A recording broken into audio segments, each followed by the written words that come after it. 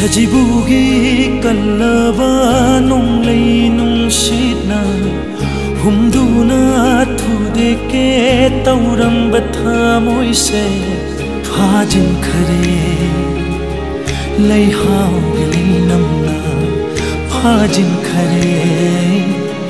nung shi balay namna sajibugi lay hao di chamba lay hao na te achakpa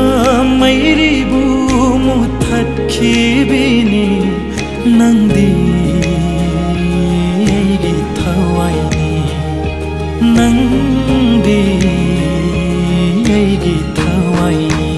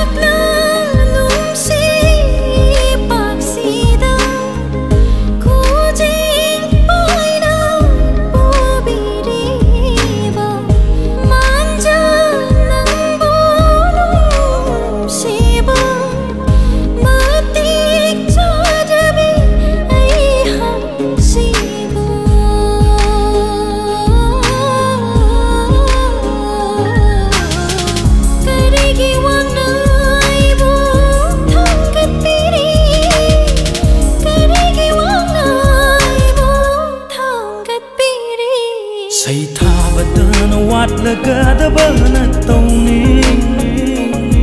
Pajava saktam di mitkaki sarukni Nungsibagi asingba saktam di thamoyni